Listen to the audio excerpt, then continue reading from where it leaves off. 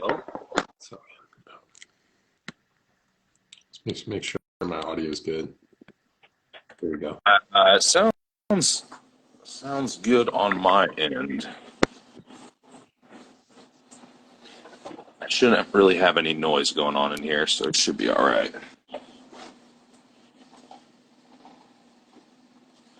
All right, there's Kenneth. Excellent. Let's see here. If he can. I accepted his request, so he should Oh, we're be. sharing at the bottom. Got my buddy in the corner. What's up, guys?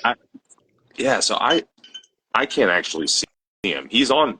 You can see He's him on. though. He's on. I can see Kenneth. Kenneth is on my right side of my phone screen in the bottom corner. Same is for me. You're at the top, Austin. Oh, Yeah, and you've got half the screen, and then we're sharing at the bottom. okay. So, No worries. Robbie, can you see? Because Robbie just joined Kenneth. So, Robbie, can you see all three of us at the same time, or do you only see two of us? Because Kenneth, I guess, Austin was having a hard time seeing Kenneth. It's because it's like the clean head on the white doing it. Is it a glare? Is it just a glare off Ken's head? It's just a straight It's glare. a solar flare. Oh, Laura says she sees all of us. So Cool. Hey, that's all that matters. It's funny that it must be something on my end because I do lives with both of my guys sometimes, and there's only one of them that I can never see. I can just never see him on the screen, and I have no idea why. But then when I go to reshare the video, he's always there. Right. So I don't know. Well, you're an Android person too. That might be the problem. Maybe. Oh, I was so disappointed when we had that group thread. I looked at it and I was like, "Why is the screen? Why is the screen?" I was like, "Please tell me this is like a work landline or something, not like an actual phone number." Yeah, always been on Android. Sorry, fellas. Yeah. Sorry, guys. It's okay. Well, we should probably start talking about something related to nutrition, or we're probably going to lose people here that don't give a shit about what kind of phone we have. So, actually got a good little turnout. Hopefully, people still. Yeah, people are jumping on. Yeah, we got a nice mix of folks too. Looks like between I recognize some overlap in audience, but then we got some other folks too. So, we're talking about problems though today, aren't we, guys? It's not going to be a super rosy aspirational chat. We're just going to complain about shit the whole time, I guess, right? So I complain, I bitch and moan, Sam bitch and moan, Kenneth also bitches and moans. So what we decided to do was join together. Well, yeah, so it's usually like segmented. It's me and Sam bitching, and then me and Austin bitching. So we just decided to bitch all together at the same time. So Kenneth was really just longing for like a group therapy experience, right. And then Austin and I kind of just suffer in isolation on different. That's actually different parts of the country. That's actually relatively accurate. So that's kind of an interesting segue because I think that people would probably be surprised to hear just how much we actually are digesting in our minds every day. We definitely talk about things, we definitely voice our opinions online, but I don't think people quite realize just how observant we're being on a regular basis and the types of stuff that we're observing. Encountering. And I think Austin, as much as we kind of stay in our own space, if you will, but it's I think what all three of us have in common is we'll kind of put our head down and then we're just kind of working on our own sort of stuff and our own problems, but then we're all part of a broader industry to where we'll see the same stuff and then we'll sometimes talk about it. And it can be, frustrating when you are kind of that type of person that lives in that day-to-day sort of compartment and you're fighting these. And just so you guys know, this isn't like an invisible boogeyman that we're talking about. This can be industry-wide issues. This could be issues related to particular clients who have had negative past experiences with other businesses. It could be particular approaches, right? Like we may see the same cookie cutter approach like thrown out 17 different ways by different coaches. It could be even the way that people are talking about things, right? So it's like there's a couple of different levels at, you know, to which this can happen. And so this is one of the reasons we want to get together on this live, is just if we're experiencing it and we're all representative of like kind of our microcosm of the industry, then it's definitely happening for other people as well, and probably needs to be something that we discuss or we, you know, talk about. So Yeah. You know, I think that years ago, I thought that this was solely a consumer problem, and it's still largely like there's still a large component to it that is consumer yeah, driven, right? Like people people are going to put out things that people are buying, essentially. right, right. So if the consumer is eating up some of this stuff and eating up some of this sensationalistic marketing and all these other things, then ultimately It people are going to keep perpetuates. doing it. Right. They're going to keep doing it. But there's over time, I've definitely realized that like there's as much of a it's as much a consumer problem as it is a coming from the people that are actually putting out the education and putting out the material and putting out the coaching. And really what we have now is we have a confusion problem. Everyone's confused. Like they don't know what to really look at because there's so much. Two, we're getting we're getting so much turnover here, like as in, these people are going from six different coaches in the span of 2 years. And so by the time they get to the person that can actually help them, they're so traumatized and they have so much preconceived bias and so many preconceived notions and so much like their head is just so discombobulated that now we're unable to really do our jobs to the fullest because 100%. we we're breaking down walls before we can even get into doing anything intensive in terms of like implementing any protocol or any type of anything. We have all these barriers up, right? 100%. Yeah. Yeah. There's a lot of it's, I would say pent up frustration is a good way to describe it as well. So I think the issue that Kenneth, Austin, and I share, for those of you who, if you come from my sphere of the social media universe and you're kind of joining us three, or maybe you follow Austin, or maybe you follow Kenneth and you've decided to hop on today, I think the shared frustration and experience we have that Austin is speaking to is, you know, I think well-intended businesses exist to solve problems, and then exist in a way that they're sort of and it's kind of like, even if you fight fires, like it's still a good idea to have firefighters, even if there's not like an immediate fire going on. It's still a worthwhile occupation, right? So for a lot of the stuff Sure. we do in the sphere of health and fitness, you know, I think we truly are trying to get to the underlying reason why some stuff is going on, or what some people would call like the root cause. And there's something to be said about, there's a difference in business between having the intentionality of actually addressing the problem for good and creating autonomy for a client that can then go about their life, versus talking about the problem in a way that seems very compelling and like you're sort of pursuing a solution, but actually what you're really doing is just making people aware of the problem to buy a solution, or what they think is a solution, and then just kind of repeating that cycle over and over and over and over and over again. And so what I see a lot of in our space right now is basically people who will use like advanced terminology or science or terms to then sell this like prepackaged sort of thing or the service, talking about it. And then basically people will buy into that because they're looking for, and this is some of the walls we have to break down, right, Austin? Is like people are looking for this answer that exists outside of themselves, versus understanding that they play a role in their own healing and their solution. And Right. so when you have these businesses or brands that essentially will say, here is your problem, this is the boogeyman, and then like I have this solution for it, you know, and we're buying into, because we're afraid of the boogeyman, right? So we're going to buy into it. And this could be gut issues, autoimmunity, anything related to your immune system, thyroid, hormones, like you name it, anything related to the quote unquote like functional health space.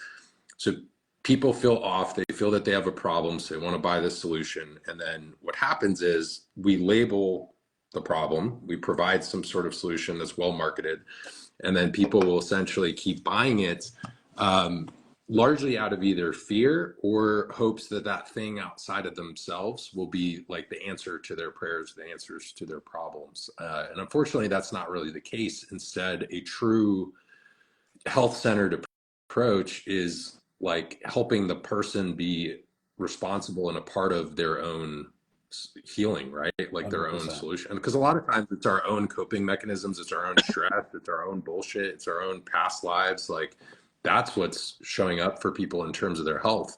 And so if you think that the solution exists at the bottom of the supplement bottle, like you're probably, and not that they can't be helpful from, you know, in some advanced cases and stuff, but if you think like 17 supplement bottles later that you're just going to be in a better place and you're not changing your lifestyle or your mindset about things, like you're probably not going to get that much better. Right. Yeah. I just had a conversation with a client tonight where it's actually one both him and his wife, I'm onboarding them, you know, as clients. And I prefaced the whole conversation by saying, okay, you want to look a certain way. Like the husband wants to look a certain way. The wife wants to get to an optimal place hormonally so she can conceive a child. All of it has everything to do with who they are, how they operate in the world, their lifestyle, how they build out their habits, you know, how they deal with stress, how they manage their day to day. And I guess I think all of us have had this conversation where we can get really advanced cases sometimes where it's like, okay, we have to do protocols on these people. We have to fix hormones. We have to fix guts. We have to do all these things. But at the root cause, it always loops back around to the basics because the basics are fix your fix your shit, fix your mental shit, right?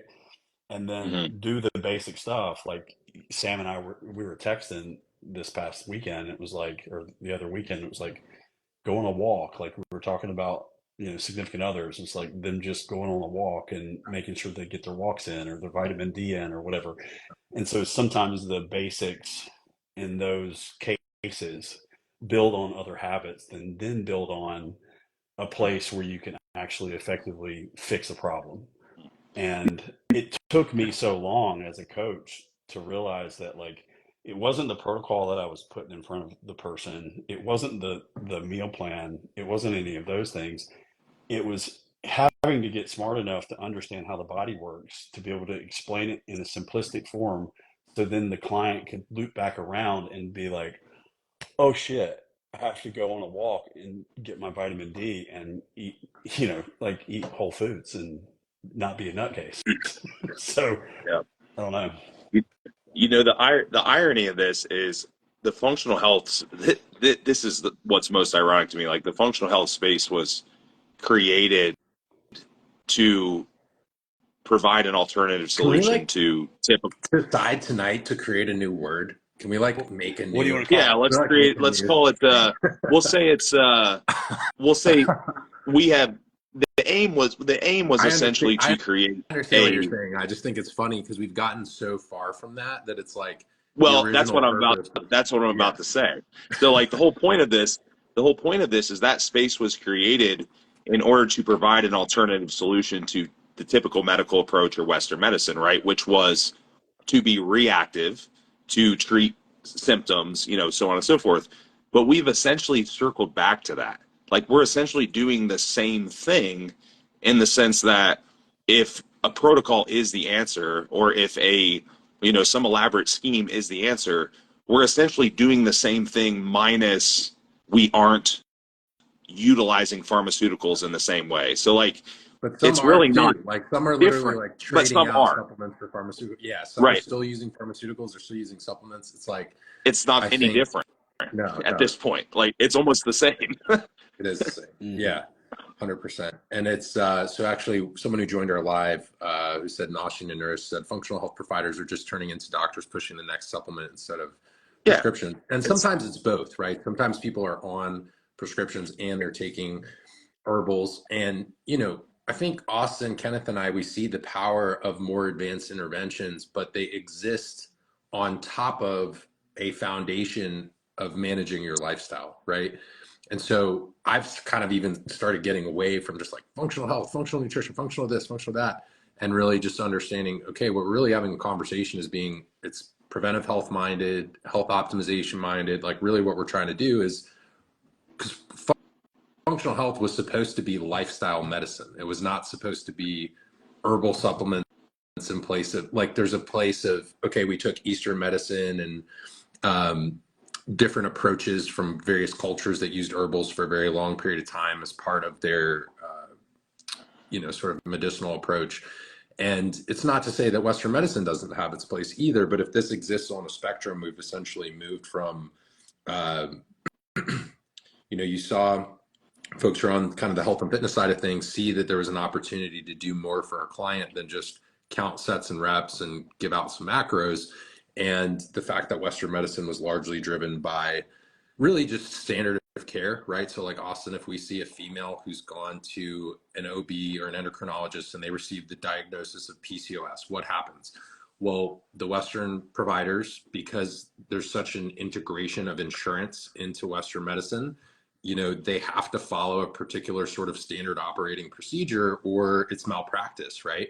They are literally held to that standard of what's going on in the insurance-based system. So the PCOS female may get hormonal birth control, spironolactone or anti-androgens, metformin if there's insulin resistance present, and not a conversation of, okay, how did this insulin resistance come about? Why does this person have, high C-reactive protein? Well, they probably wouldn't even pull C-reactive protein, but why would this person have higher inflammation?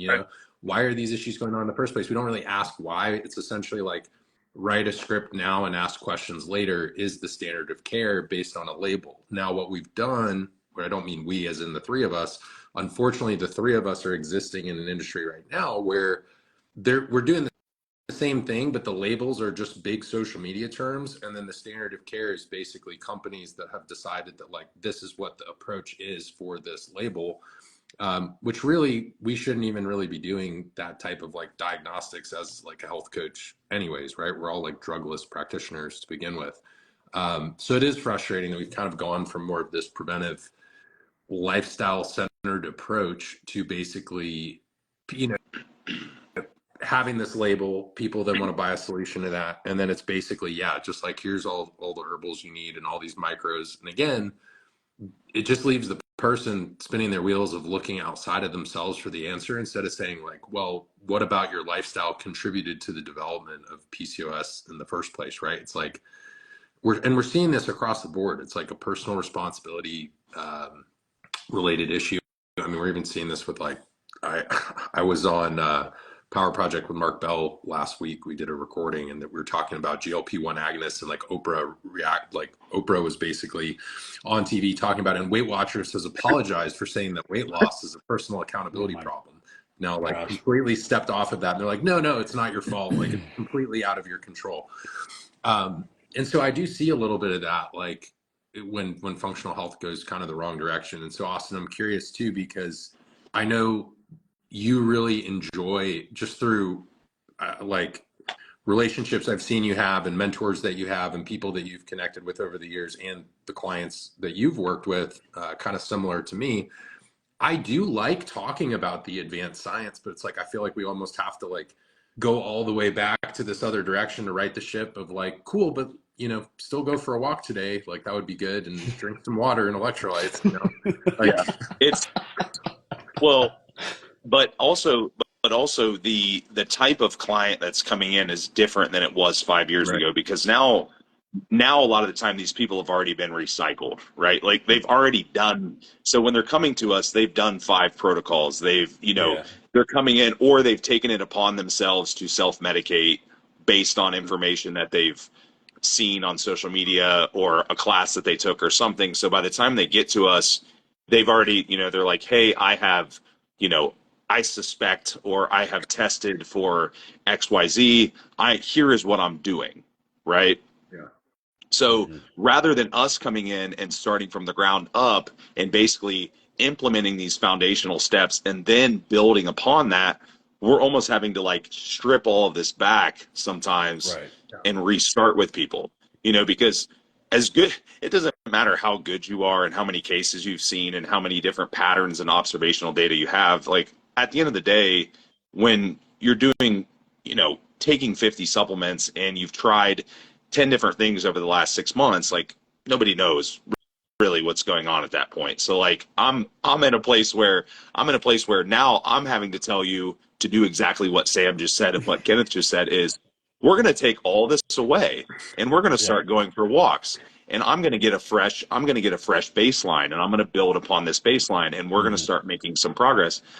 And that's a shock because they're hiring us because they're like, I was told that It's the you have next the thing. solution It's like or The guru. escalation. Yeah. you're the Yeah. guy or you're the Mhm. person or you have the thing. And I'm like, Mhm. well, the thing is, the thing has been lost in the sauce here. You know what I mean? Like you, we've already missed the boat on that. So unfortunately now we're almost not even getting the opportunity a lot of the time to implement a lot of Yeah. those strategies effectively, at least not at the beginning, because there's Yeah. too many variables and too many moving parts. So we're having to kind of almost just restart Yeah. It's again. like, so what Austin's essentially saying for those of you who just tuned in is basically for the person who's on like their third or fourth coach or fifth coach, or they worked with like a naturopathic doctor and a coach, and then they did a bodybuilding prep, and then they had a coach after that. Like basically having to untangle the web of variables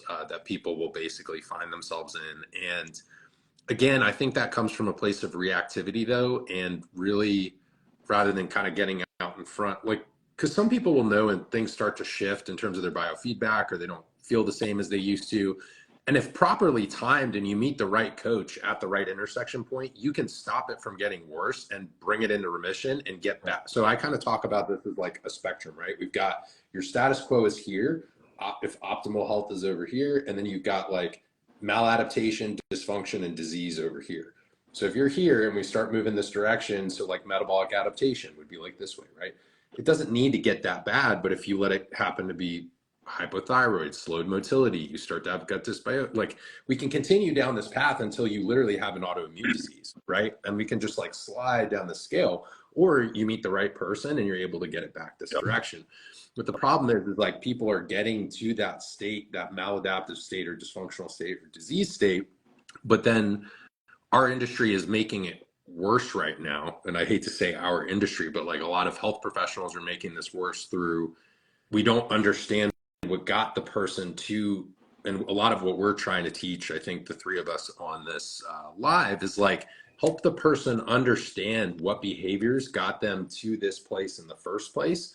And then can you use some advanced stuff? For sure, you totally can. There's loads of great methodologies that you can deploy, but I think if the person doesn't understand how they're contributing to their issues in the first place or their lifestyle that was part of the problem that got them there, or competing without ever taking like an appropriate off season, or the lifestyle client that's constantly pursuing a deficit all the time, or misalignment in training nutrition, or just poor. I mean, you guys pick it up all the time. Is like I've talked to both of you about it. Is like you get on the person and you can even tell from a Zoom call or like Mhm. interaction in a DM or an email. You're like, I know exactly why you were struggling with what you were struggling with because of the way that you live your life. It's because the person you have become in this process, because it's Yeah. like we're moving towards this disease state, but stressing out about it in the It's process. And impatience, then it's it's stress, and impatience, it's yes. stress, and then it's like, oh Yeah. shit, it's slipping, it's slipping. It's like you're in quicksand and you need to stop freaking out, but because you're freaking out, it's making it worse, right? Yes. And so that can 100%. even Ken and I, and Ken, you can chime in on this. It like something that Kenneth and I talk about all the time is a large part of this, the early part of that process is this self-awareness piece, right? yeah. And that can go a few different ways. Like sometimes that's an easy realization process. Sometimes it is. Sometimes people are pretty receptive to it. Other times people just feel like you're gaslighting them when you're, 100%. Yep. when you're trying to point these things out. But ultimately we can't get to step two if we don't really have that self-realization process of, okay, I have to take accountability for this. my actions or tracing back the steps of where did we get here? How did we get here? How did this accumulate systemically? And man, it's difficult, man, because I try to put myself in other people's shoes a lot of the time too, because I know that if I were being told these things by someone, I would probably feel a bit attacked, essentially, in a 100%. way. Yeah. Like, Yeah. I think what you have to do though is you have to I always say this. There's no truth without love, right? You have build to love somebody well trust first. before you Yep. can tell them the truth. Yep. So if like I walked into your house and was like, "Hey, Austin, you look like a hoarder that lives here," and you didn't know who I was, you'd be like, "Hey, man, like I don't know where you get off even walking in my front door, much less telling Right. me I'm a hoarder." Right. But if I care about you first and I'm clear about my intentions, then I can probably sooner rather than later loop back around and say, "Hey, I think you're a hoarder and you have a problem." But I also would say this, Sam and I talked about impatience just a little bit ago, just a second ago, and everybody that I talk to, if we get blood work done or if we get a GI map done or a Dutch test or whatever the case is, and there is a diagnosis, right? Let's just say that there's something that we do need to address. The question is well, how long is it going to take for me to get back to normal? And it's like, well, I almost don't dive into things anymore because then that label, they'll carry that label and Yep. they'll freak out over it. And then they won't even execute the basics because they're so worried that the supplements are going to do what they're supposed to do that they end up never coming out of the problem in the first place. And I think we call her what, SIBO Sally is what we Oh call her. yeah, Sibo Sally, my fake character name for the person that is lives and dies by their label and labeling. Yeah. Man, like that's a problem within the industry, Well, right? it's Like, an identity. It's so I actually did a teaching call in one of our mentorship groups on this recently. Is like when you begin to identify with that label of SIBO Sally, as you said, Austin, it's like you can only heal when you begin to identify and behave as the person who does not have your cluster of symptoms, right? Oh, So like yep. you can only is that a like meme? Can we make that a meme? Just well, our pictures and then you I'll write break it that? down. I'll break it down even further. So like really the reason labels are so powerful and the reason they impact these clients, especially in the functional health space, is if we identify as the person who's broken and we continue to look for these solutions and basically buying these things that are supposed to fix our brokenness versus us participating in our own healing, we never identify as the healed person. We identify as the person who bought the thing, and we look at Christ-like figure who is responsible for my healing. I'm seeking out this coach and savior who is going to basically give me some sort of protocol versus like looking at me as a human being and the person I am. This is why a lot of my content lately has been like people over protocols, people over protocols, people over protocols. And so the client has to understand that like I need to begin to identify as the person who has whatever my goal is. I don't care if you want to be Mr. Olympia. I don't care if you want to just get rid of your gut issues.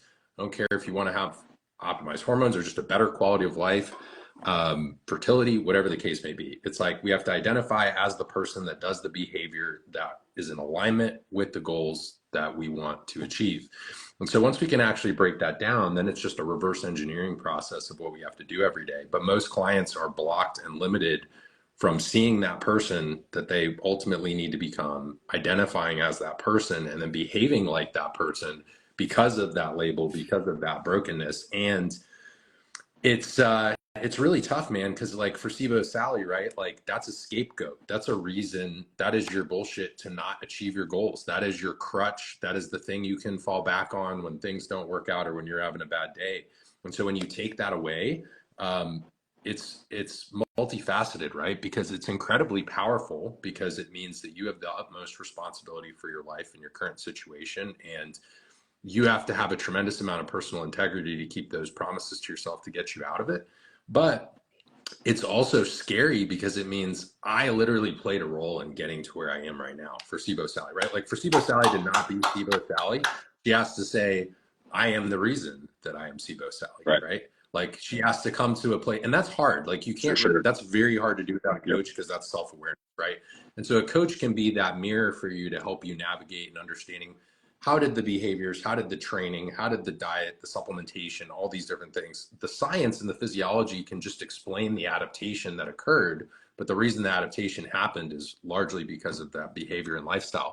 So I've been trying to help people understand is like, yes, we want to learn physiology. You need to learn science and biochemistry and all these things. But part of the reason you learn it is to help with this like reverse engineering process and also understanding where people go wrong on that path. And then once you understand that, it's like, cool, then we can come back to the actual coaching conversation, relationship building of kind of getting someone where they need to be. But it's definitely an identity thing. And that's what frustrates me most about a lot of the other marketing in our industry, you know, that's very different from how Austin speaks or Kenneth speaks or how I speak, is because it's literally messing with someone wants to identify as the term in the Instagram post. Yeah.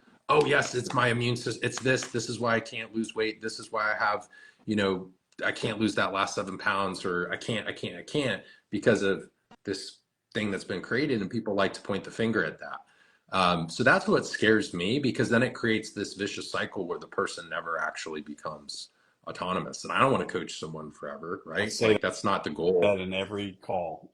Yeah, and My that's main goal is for you not to be my client forever. I mean, if you need the accountability, I guess, and you want to give me your money, I'll take it. Or But at like the end teach of the them day, like something new, right? Don't be Steve-O 100%, Sally forever. Maybe Steve-O Sally like wants to like, let's there's change a something goal. beyond yeah, Right. change that. your goal. Yeah. Yeah. Yeah, and unfortunately, a lot of the marketing is aimed towards doing that. Like it is intentional. Right. Let's not we're not going to sugarcoat it here. Like a lot of it is intentional. A lot of people know exactly what they're doing. They know it's an appeal to emotion. That's It's marketing an 101, infomercial.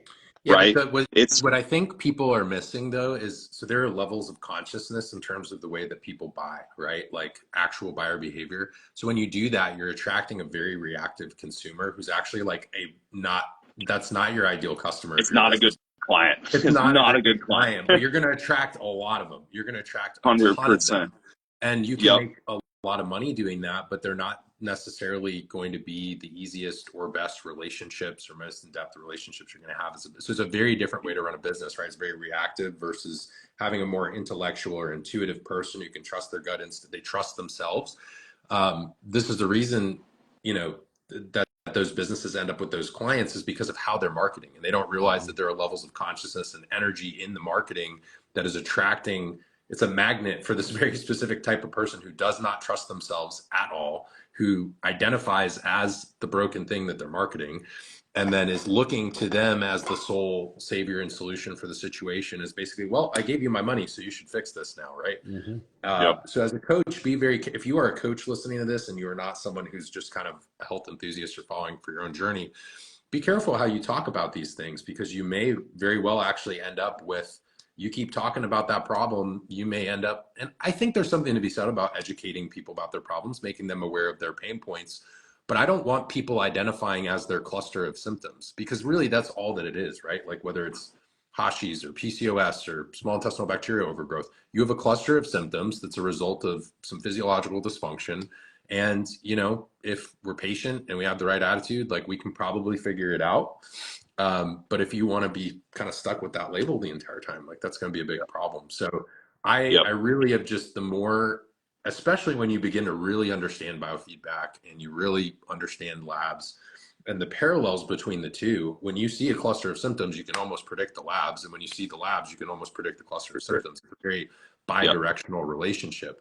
So yeah, it's just, I think that's where I cringe a little bit, because I see it. I'm like, how, like this can't be going over super well. Well, and it On the, doesn't go over well because this is something that we talk about a lot, especially in the more the one-on-one calls that I do, and it's like I see a lot of frustration with coaches, because newer coaches especially, because they're seeing others market like this, and so they are trying to replicate it, right? And they're like, okay, I'm getting inquiries, but they're all terrible. Like, okay, well, let's break that down a little bit, right? Like, why is that happening? I said, what are you putting out into the atmosphere here? Like, what are you talking about? And once we dissect that, it's almost always exactly what Sam just said, in the sense that they're they are attracting people basically out of fear, and they're attracting people with this appeal to emotion, and ultimately they're getting that type of client over and over again. So they're doing all this work to intake the client, they're doing all this work to set up the plan, they're doing all this work, and then essentially turnover rate Super is high high. Like Yeah. churn is because terrible. yeah, they're it's not a good client. Now, and that's unfortunate because it's not that if you care about what you're doing, there's never someone that comes in that you're like, I don't want to help you. That's not the thing. The issue is that they may not be ready to be helped at that time. That is definitely a factor. But also with people like ourselves who aren't marketing that way, we ultimately will still get those clients sometimes. It's going to happen. Yeah. And unfortunately our hands are kind of tied there, as much self-realization as I do, it's not always going to break down that barrier right away. So sometimes they do have to go screw up a couple times and go have Yeah. some bad experiences, and Mhm. then we'll come full circle and like, hey, I'm still here. We can talk later. I wish you the best of luck, Right. type of thing. Yeah. Mhm. But Sam, I mean, you're 100% right, and Kenneth, you're 100% right in the sense that what you how you talk to someone, and I think not only how you market on social media, but when you intake a client, it is your words should be selected very carefully. I think that you need to be extremely careful of how you label things, how you speak about things, even your emotion towards those things, because clients will feed off of that emotion, right? They're going to feed, if you have this sense of, wow, this is really terrible, this is awful, and you're like using all these really harsh verbiage. Mhm. Right. Well, what are they going to feel? I mean, they're going to feel that, and they're going to resonate with that, and that's the direction that it's going to go. So I've almost adopted this approach of like, here's what it is, here's how it potentially occurred, and here are some steps that we can take, but we can correct this in a sensible, reasonable fashion. And when you use that kind of like level but still nurturing type of energy, you get a very different response from the Yeah. individual, and it's just received a lot better. And I think that you can kind of curate like this better this better initial relationship, because something that Kenneth and I talk about a lot, and I talk to a lot of people about, is that your first your first week or your first conversation with that person is super important. There's going to be a lot of habits that you're going to point out, that you're going to see, especially if you've been doing this repetitively. How you approach those, how you address those, how you label these things is going to really set the tone for that next 3 months, that next 6 months, that next 12 months. And if you get in there and you're afraid that you're going to lose this client if you don't give them the label, or you don't give them the thing that they want to hear, or whatever it might be, you know what? There might be someone that says no, thank you. I don't know that you're the person for me, and that's not really what I'm looking for. But that's okay. The point is that you have to continue to maintain that ethical standard, maintain Mhm. that certain verbiage to set that tone. I think Well, and there's it's a lot of crucial. parallels. Think about dating too, right? If you have like a very needy energy about you versus like, I don't know. I think about the beginning of a client relationship, right? And it's like, do you really want someone who's like super fearful and afraid, like getting into a financial transaction with you on a recurring basis, or paying a bunch of money up front for a Nope. coaching service, right? No, it's not a great I energy to don't. have there. So I mean, I definitely agree with Austin. The first, few conversations, even observing how people, I don't just look at the questions on an intake form or on an application. It's like, how does the person say what they're saying? And Yes. like, Yeah. what are they saying, but how are they saying what they're Yep. saying? And what are they like on a Zoom, or how did that call go, or what was it like messaging with them and interacting with them? There's been some cases where it's like I open up my DMs and it's like already just the lack of social awareness, like even, maybe someone who has a little bit more of an advanced case, but it's like you've never met them before and it's just massive essays or like tons of voice memos or something like that. It's like I actually hi, I'm a person. Hey, nice Right. to meet you.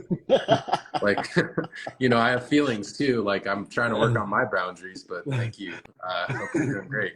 So it is interesting. Like, you can just observe, you can observe folks like kind of moving through life, Mhm. right? And there's an energy about it. And so I think what's true of those coaching relationships, it parallels a lot. And like, um, not that, I think the example I was just trying to make is like we've all probably been in a situation where maybe a relationship energy, whether it's a friendship or a romantic relationship, sometimes the energy can feel a little bit off in terms of the dynamic between people.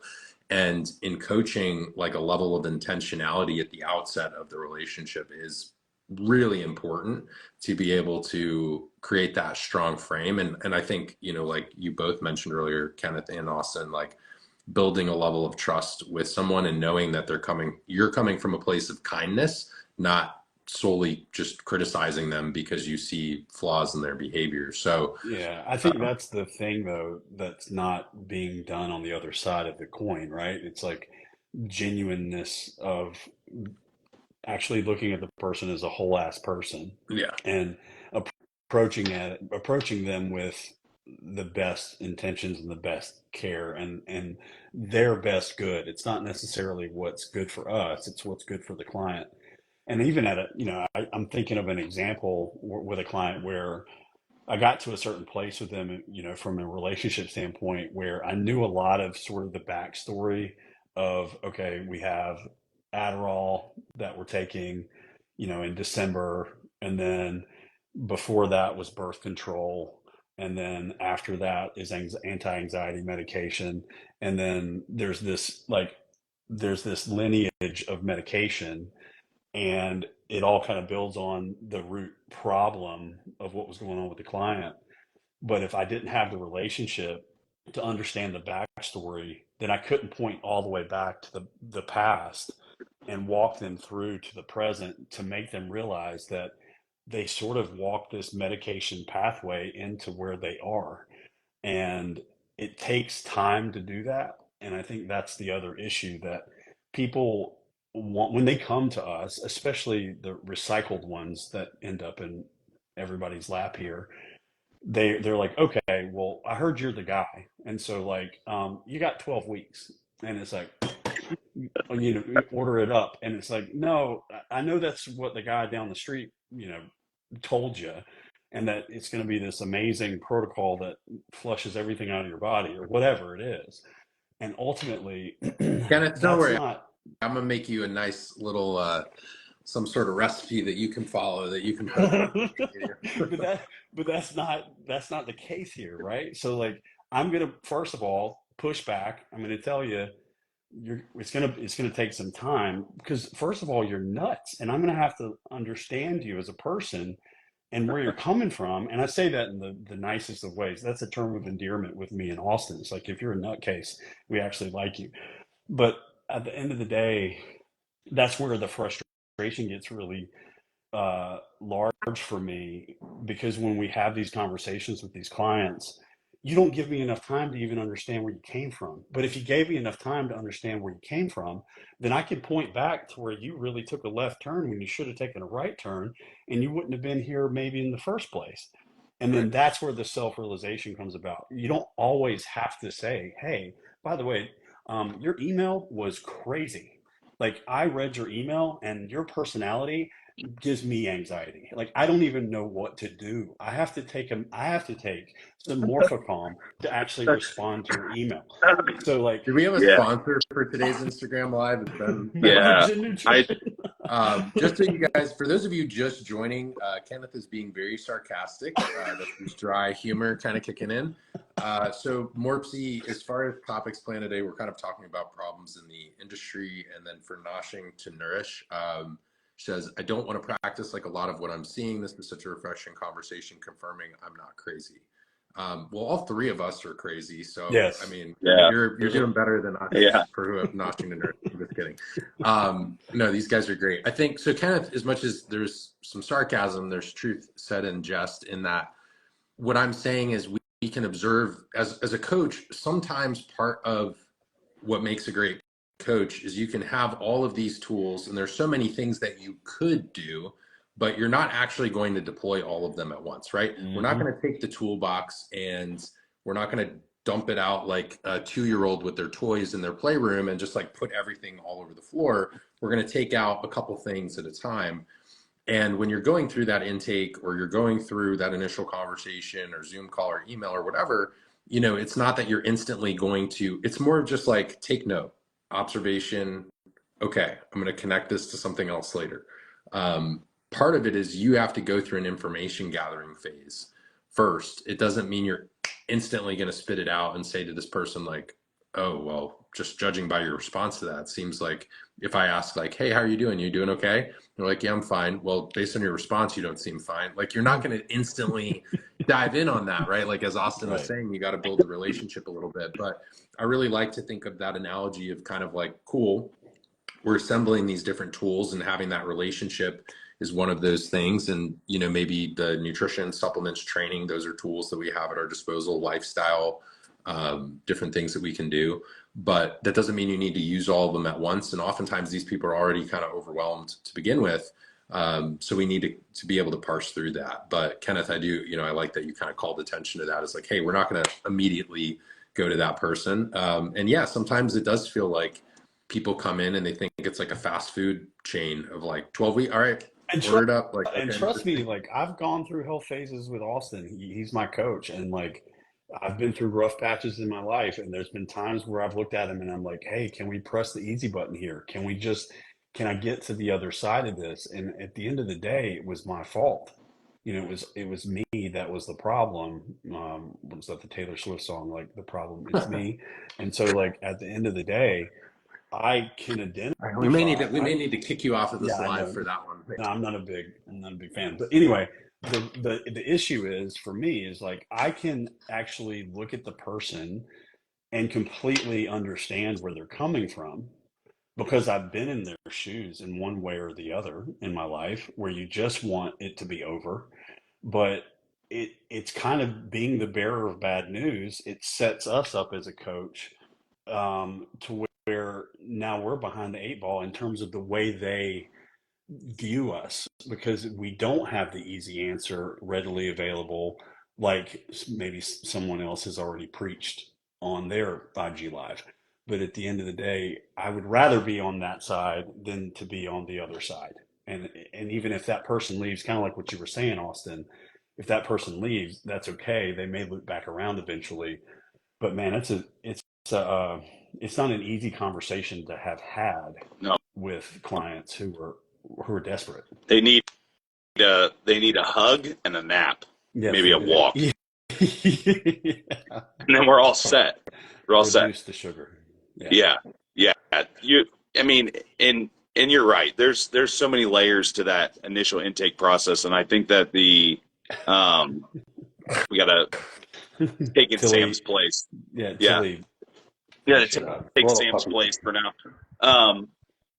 So a really interesting thing happened, and I was actually at my, and I'll give this little anecdote. So I was at my doctor's office, right? I go to Dr. Serrano here in Ohio, which some people might know. I'm sure Sam knows who he is, and I know you do. Yes. So that was my reference before when I mentioned like relationships and yeah. So interesting anything. So I'm in the office, right? This was probably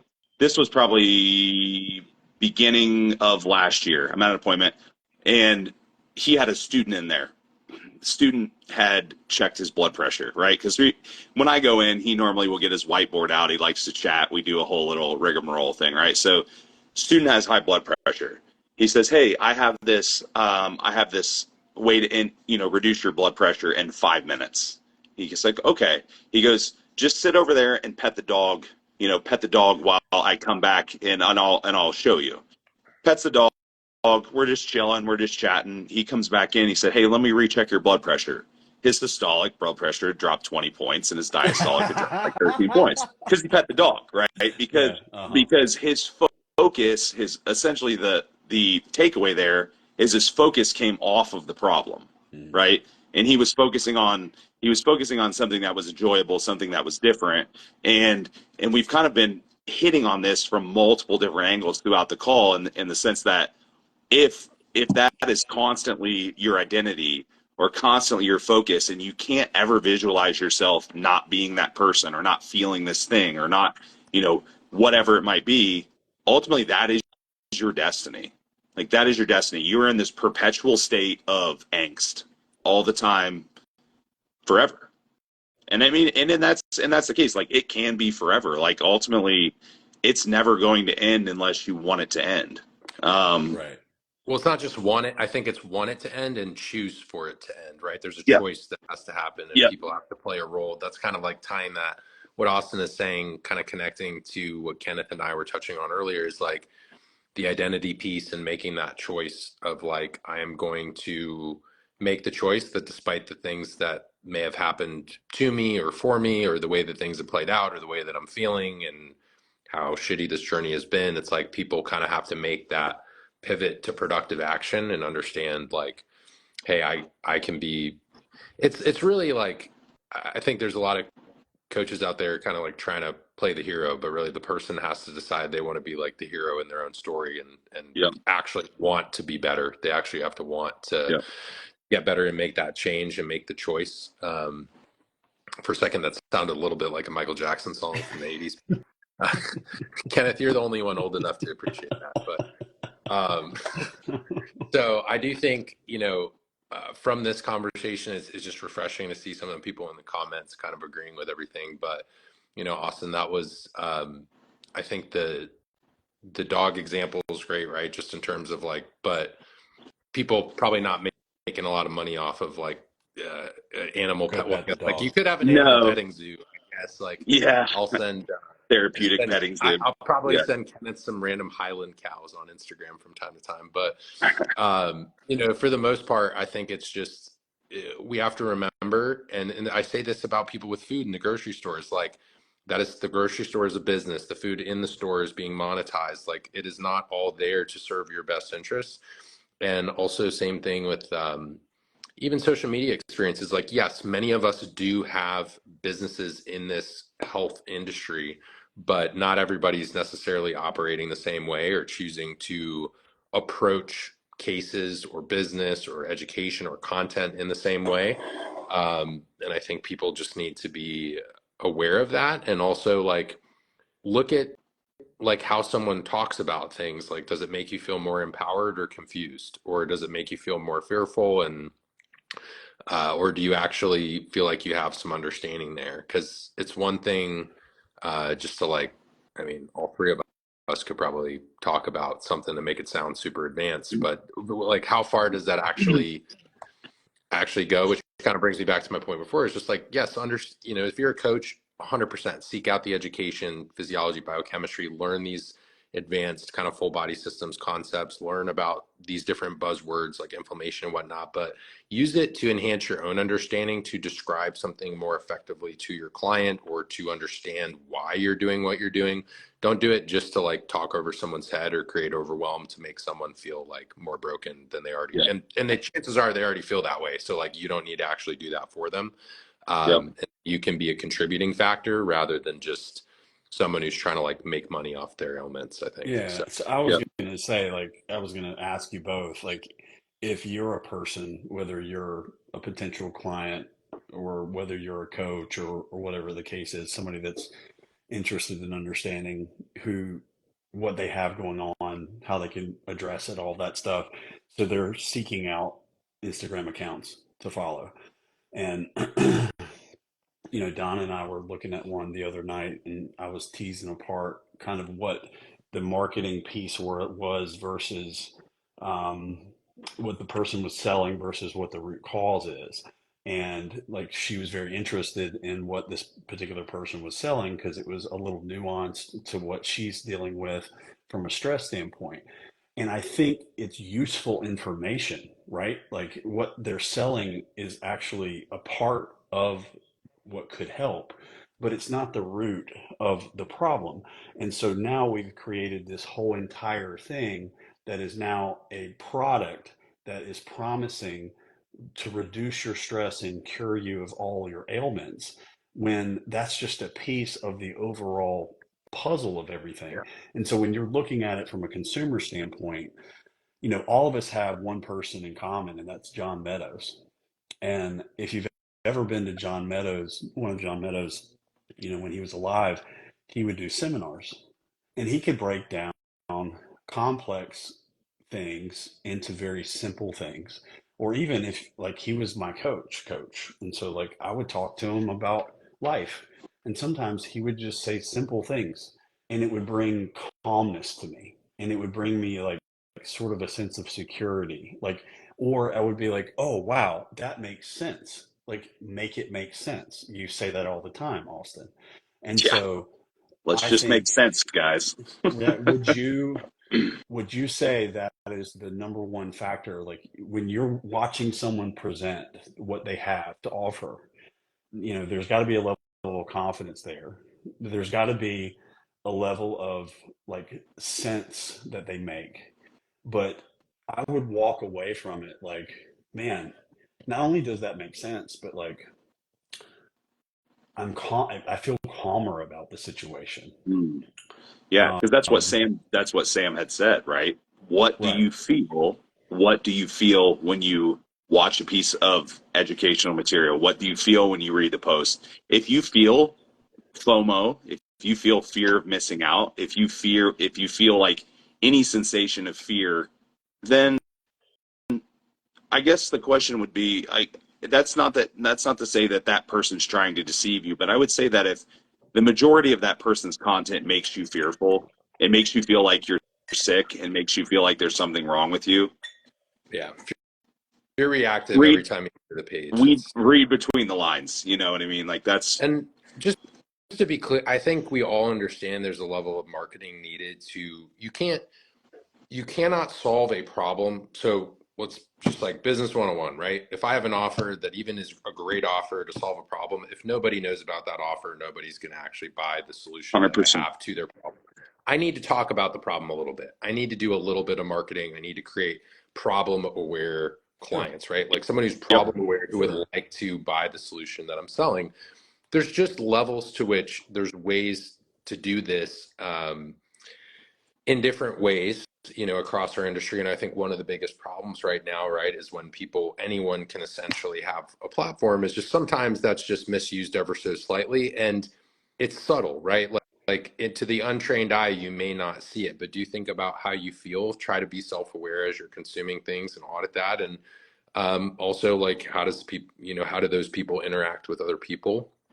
Um, but yeah, I don't think any of us here are saying like, oh, you can't ever market or talk about your thing, or you can't ever talk about problems people have, or every post you have, like with 2,200 characters, even, Right. Austin and Kenneth and I are limited in how many problems we can solve for you guys in a short period of time. And we'll try our best, I promise. And even on this live, right? But part of it too is like the intention, right? What is like kind of the intention of where this is coming from? So I think Austin and Kenneth both bring good points. Is like, So when you tease you it know, apart, though, Sam, like, I'm asking you, like, if like you were, what would the if you, filter for me yeah, be when I follow yes, people? because I I mean, think at I the just end of the also have day, like a pretty sensitive bullshit detector, so I I'm not know, the and that's best why I'm person. asking it, because here's why. So I Because don't follow anybody. Just unfollow, yeah. Except for the three of us, right? I mean, that's where we're at, so, basically. but at the end of the I day, I follow a lot guess what of I'm dog saying is accounts. I if follow a lot of Yeah, dogs. I follow a right, lot of dog right. accounts. cars. And I I'm mean, not I've been saying who do you follow, but if I'm a this has been in person every. new, This is why we do this, guys. I work hard so my dog can have a better life. right, That is every. right. So, But um, ultimately, like, if you're a new person and you're walking into our space, our industry, right? And there's a lot of stuff going on, a lot of stuff going on. And we're not quiet voices, but we're the quieter side of things. And we well, we Austin we are. and I are going to go on tour, start preaching soon. If you Let's didn't. go. Let's go. Let's go. But what would you say to those people who don't have a filter yet, who don't have a bad experience yet, who could get sucked into something that's not good for them? I mean, first, The like take a deep breath, good take a breath. closing I think this is a good closing thought. How about we all maybe just add one or two things if a consumer is trying to figure out who they should seek information from. I think that's a really like this is a very applicable thing we can just give everyone, you, and so I'll go. I mean, I did a list the other day. It was like I here's love five it. things. That's why I brought it up. Right. That's why I brought Right. it up. Don't So take mine, man. I hope you don't take mine. well, I won't I won't even do the full I won't do the full list. One thing for me would be one thing for me would probably be that I would if I am seeking information, I would want to gravitate towards someone that helped me understand my problem in a way that again didn't make me fearful and didn't make me want to and didn't like further create fear around my issue. I think that is huge for me, and I think that sensationalistic marketing does that. Right, a Mhm. sensationalistic marketing definitely adds to that fear and definitely adds to that um, overwhelming sense of there's something wrong with me. I need this person's help. So um, that's probably one of my bigger things is just what's the volume of that voice and how does that volume make you feel? Because a loud voice doesn't necessarily equate to a negative voice, right? I don't think that. And over the years, I've gotten more confident with my voice, and I've not been afraid to be a little bit more, Right, maybe right. we'll say passive aggressive. It's not necessarily, I'm not like name dropping necessarily, but definitely not been afraid to just call things out. But I think that those all come from a place of a certain ethical standard. Yeah. Go, Sam. So Austin kind of hit the Hello. nail on the head with the original direction I was going. So I'll provide a different perspective on the fly here. So my perspective would be their ability to articulate the gray area, the it depends style answers, I think is very important. Just like when people go to dogmatic sort of extremes, whether it's with diet styles, whether it's with supplements, whether it's with anything, right? There's probably more than one way to do things. And I think some of the good folks in the space probably agree on like 90% of stuff, but then on even in the things they disagree on, how do they communicate about that, right? So I think what Austin said was fantastic. Like, how does it make you feel? Is this making you more fearful? Do you feel understood? Um, so I guess to piggyback on that, one is like, do they ever say it depends? How do they articulate the gray area? And two, I think it's much harder to kind of to bullshit long form content than like short clickbaity kind of like it's one thing if you have like a YouTube thumbnail to get people to click on your stuff, but then what does the video say? What does the podcast say? What are longer written pieces have to say? And then people within their community, right? Like what are the people who Yeah. associate with them?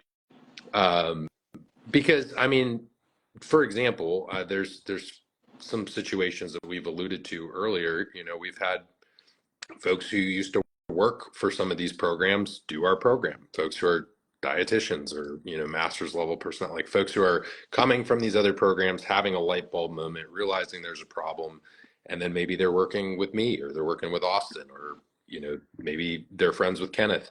And so I think understanding understanding that is important. So it depends, kind of articulating the gray area. Um, I'm a big fan of long form content. I think it allows for more nuanced conversation around Love things like this live with you that. guys. I think was excellent. Um, I loved what Austin had to say about fear and understanding your condition and the type of education and the type of marketing and the intentionality behind things. I think that's fantastic. Um, and then I guess a big part would be like community too. Like not everybody's going to be someone's cup of tea, right? Like let's say just because let's say Kenneth and I weren't friends and I wasn't like his biggest fan in the world, that doesn't mean that you should never follow a person. I think it just means like look look for people that you view as like whether it's an aspirational character or someone that you are friends with and like their associate. I think there's something to be said about that. And also the ability to kind of like alternate, right? So Austin, you said like finding your voice. I think there's a difference between someone who's like found their voice and is confident in what they're saying versus like false bravado, arrogance, or like just speaking loudly for the sake of attention versus being able to even still peacefully, like confidently delivering like a message peacefully, even though it is confident, it is truth, it is what you need to say, but also not. I think it can be done in a tasteful way as well, and that's Professional. like, yeah, professionalism. I think, dude. Okay, so I Not, ranted about this the other day to not like dogging on people and yeah, being a dogging on dickhead. people, but Like, also like I think we are losing the ability. So I say health and fitness professionals a lot, or health, fitness, nutrition professional. I'm like, guys, we are not upholding the professional No. portion of this at all, and not these three. So like not us collectively on this live. I mean the industry as a whole in terms of if you want to be compensated as a professional, if you want to be perceived as a professional, if you want to be admired, like you have to act Just like show a up like professional. one. Yeah, just show up. don't even. Ken, if you walked into your corporate job and you acted like some of these people are acting, what would happen? Oh, We get you get fired. fired Yeah. Dude, immediately. I'm like, Right. where did we decide Right. that this was okay? Yeah. Like, Right. what? All Anybody right, Well, and I think that anyhow. that's would what fire happens. you. Like some people have not had real jobs outside of Right. training or, exchanging some performance enhancing Right. compounds of Right. sorts. Right. If you've never worked outside of the fitness or supplement industry, it's like life can be kind of a rude awakening. So I do think folks who have had to have serious life experiences and also like working with people who have like truly had real problems and hardships and I think being able to help those people in some capacity too. So Yep. this is a loaded one for sure, I mean, but it was a good I think question. for me, when I look at both of you, and at one point in time, I was, the guy that was looking to follow people, and you know, it's interesting that we find ourselves here today because, like 3 years ago, 4 years ago, if you would have told me that Austin, Sam, and myself would be on IG Live, I probably would have chuckled because I didn't know Austin yet.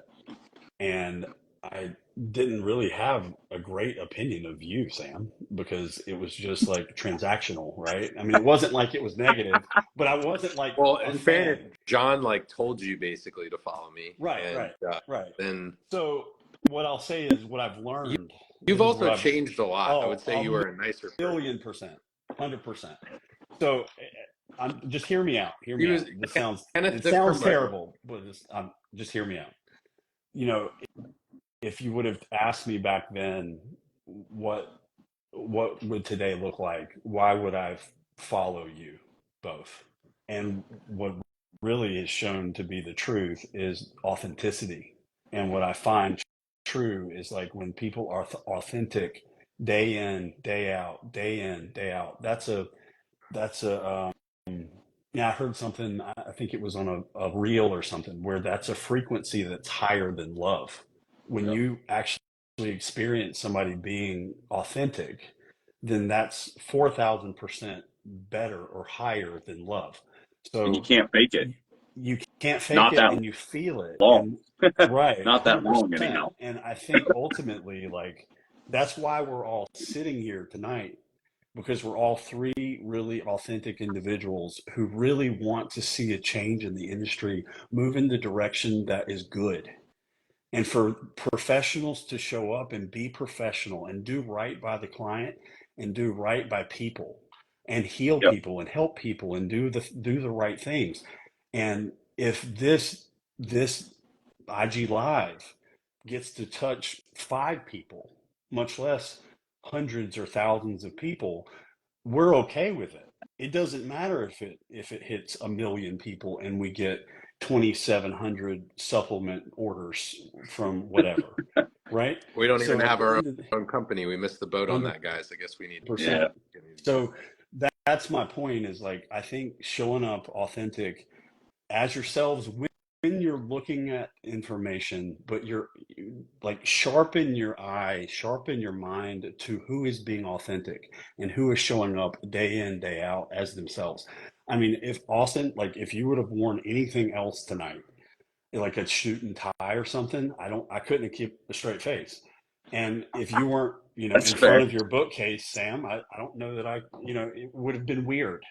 I don't know. You know what I mean? It's like you see videos like this all the time of you guys. You guys are in the I'm same just spaces. You're wearing the same sitting out my clothes. man. That's That's just what the I'm way saying. I am. You're being you, and you don't always see that. Sometimes you'll see that. You remember when we I'll were get talking the other day? you.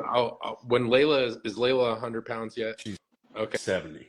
Yeah, you have to understand this is one of the few places I can go in my home where I won't be climbed on by a 100-pound Oh, lap dog. 100%. I'm the same way.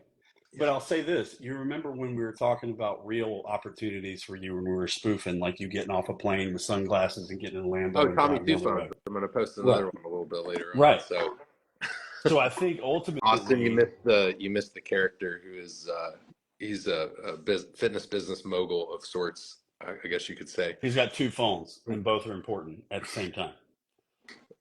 So, Austin's not Well, following, man. And just for those of I know you the who are Kevin Gates the song, but authenticity piece, the deep conversation. We just so we don't lose anybody in the deep conversation. So for those of you who are joining, Kenneth is just kind of talking about authenticity in the fitness industry. And no, there were no mushrooms or plant medicine compounds taken prior to tonight's Instagram live in his representation of right. fruit. It's just something that we've been kind of passionately speaking on. I know we are a little bit over the hour, but I think so. Kenneth, would you just to kind of distill that so everybody has key points if they were just joining? It's kind of like Yeah. Austin Just, had his points to share, and then you were kind of speaking mainly to authenticity, where someone's coming from, and then kind of I guess consistency too was part of that as well. consistency yep, and authenticity, I think, are hand in hand. yep, cool. I think that's a great place to cut it off. Yeah. Cool. Yeah, I think we're good. Yeah, I appreciate you guys coming on tonight. That was great. I will. I'll reshare this and I will tag both of you, Great. so everyone can rewatch if they'd like to. Great. Does your shirt say taco?